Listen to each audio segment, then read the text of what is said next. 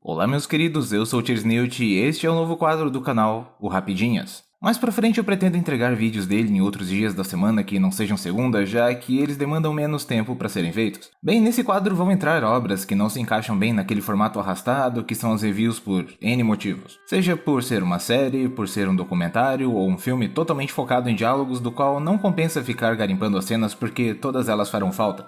Stanley Milgram foi um psicólogo experimental graduado na Universidade de Yale que conduziu alguns experimentos bem conhecidos nos dias de hoje. Com a chegada das redes sociais, as pessoas voltaram a citar um dos seus estudos chamado 6 graus de separação. Se eu não me engano, o Nerdologia fez um vídeo bem legal sobre o assunto. Mas o experimento que vamos falar aqui e que se tornou o foco desse filme foi o mais infame e de recepção mais mista por parte da população estadunidense. Conhecido somente como experiência de Milgram, o teste se baseia em 2 voluntários ficarem em salas separadas, sendo que um destes voluntários sempre seria um ator trabalhando para o Milgram. Ele sempre ficava com a vez da cobaia, aqui chamada de aluno, enquanto o verdadeiro voluntário, ou seja, uma pessoa totalmente alheia ao projeto, é iludido a acreditar que, por sorte, acabou ficando com o papel de quem aplica os testes, aqui chamado de professor. Logo de cara, envelopes contendo dinheiro eram dados aos participantes com a alegação de que, independente de como o experimento corresse, o dinheiro não seria retirado, e então o experimento começava. O professor deveria ler em bom tom uma série de palavras das quais eram associadas a um adjetivo em particular, enquanto o aluno tinha a tarefa de decorar quais conjuntos de adjetivos eram os certos e responder pressionando um número em um painel. Caso ele acertasse, nada aconteceria e o professor partiria para o próximo conjunto de palavras. Porém, caso o aluno errasse, ele deveria tomar um choque. Choque esse que ia ficando mais forte à medida que o projeto avançava. Como eu disse antes, não havia um aluno de verdade, apenas um amigo do Milgram se passando por um voluntário.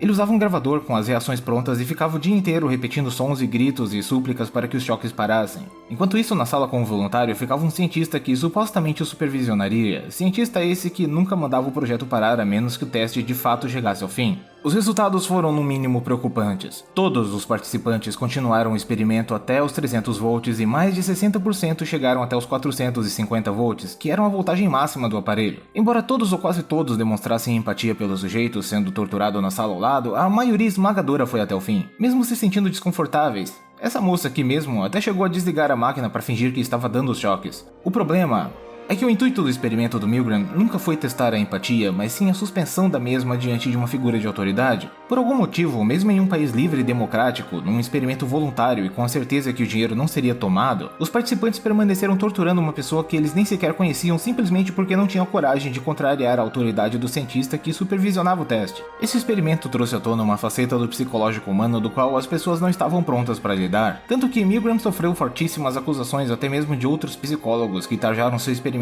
como desumano, se focando em fatores menores ou até mesmo externos ao caso, como o fato dos participantes estarem sendo enganados. Um detalhe que eu acabei percebendo no filme, embora não tenha dados comprovando isso, é que as mulheres demonstraram mais resistência ao aceitar os resultados. Por todos os lados, tem uma mulher querendo desbancar o Milgram e até mesmo o acusando de ser um manipulador sádico. Eu acredito que isso aconteceu porque sempre existiu uma imagem social de que as mulheres são mais empáticas do que os homens. Agora imagine só, você, uma pessoa boa, de bem, que não faria mal a uma mosca, participando de um experimento como esse e chegando pelo menos aos 300 volts. Depois descobrindo que o esperado do teste, na verdade, era que você fizesse exatamente o que você queria fazer, parar o teste. Você ficaria com raiva de quem? Dos cientistas ou de você? Boa parte da recepção negativa aconteceu porque as pessoas olharam muito mais para dentro delas do que para o que o experimento estava apontando.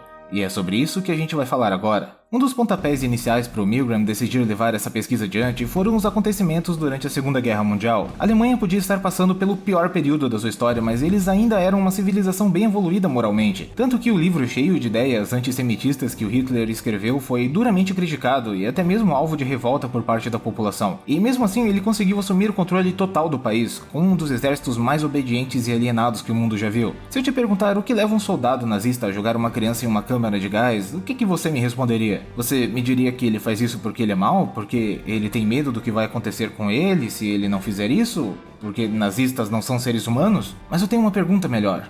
Você no lugar desse soldado, faria o mesmo? O experimento de Milgram aponta que muito provavelmente sim. Então nesse caso, o que é o mal? Como podemos definir a maldade se nem controle sobre nós mesmos nós temos? Nós protestamos porque é fácil protestar, porque é fácil postar alguma bobagem de mais de 1000 caracteres no Facebook e achar que estamos abalando? Os americanos olham com repúdio para os alemães, mas algum tempo depois transformaram o Vietnã em um inferno na Terra. Os japoneses no passado foram muito piores do que os nazistas, mas ninguém parece tocar no assunto hoje em dia. O mundo muda, mas certas coisas permanecem iguais. Aqui no Brasil estamos passando pela maior polarização política que o país já teve. Pessoas tratando políticos como deuses e defendendo ideologia como se fossem terroristas. Psicopatas fazem sucesso por todos os cantos e crimes são justificados como sendo por um bem maior. Alguém parece dono de si mesmo? Me diz, alguém de verdade sabe o que tá fazendo? Nem o próprio Milgram tinha ciência das suas próprias vontades. Em dado momento, ele vende a ideia do seu experimento para um estúdio de TV porque estava cansado demais para continuar e precisava de dinheiro, mesmo dizendo que não faria isso. Saindo um pouquinho das especulações, a parte técnica do filme é bem genérica. Existe um momento onde os cenários se transformam em painéis de Mate. É bem simples, mas dá um efeito interessante e condiz com o que está sendo debatido.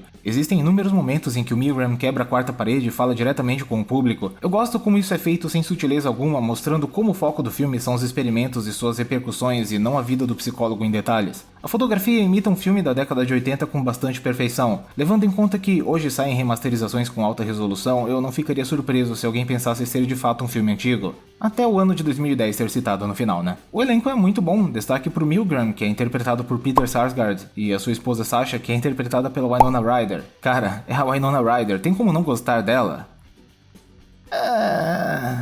Eu gosto da trilha sonora também. Ela começa meio sutil, mas depois de um tempo agrega um ar de mistério pro filme que, por sua vez, tem um fortíssimo ar documental. Ele tá mais pra Piratas do Vale do Silício do que pra Uma Mente Brilhante. Eu não acho o experimento perfeito, apesar de levar muito a sério seus resultados. Existem tipos diferentes de autoridades e não tem como saber como reagiríamos a todos eles. Me dói falar isso, mas a galera antivacina mesmo, que não possui respeito nenhum por cientistas, não dariam nem 40 volts e já desistiriam do experimento. Se bem que essa gente acredita no Olavo de Carvalho, né? Eu retiro o que eu disse, a galera antivacina ainda é a pior coisa que já pisou na Terra. Mas o que eu quero dizer é que respeito é um dos pontos que levam uma pessoa a acatar ordens, mesmo que elas não estejam no contrato ou algo assim. Isso ainda é assustador?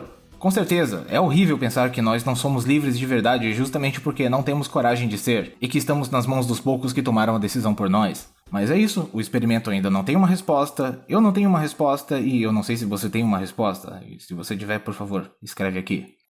You could say we're puppets, but I believe that we are puppets with perception, with awareness. Sometimes we can see the strings. And perhaps our awareness is the first step in our liberation.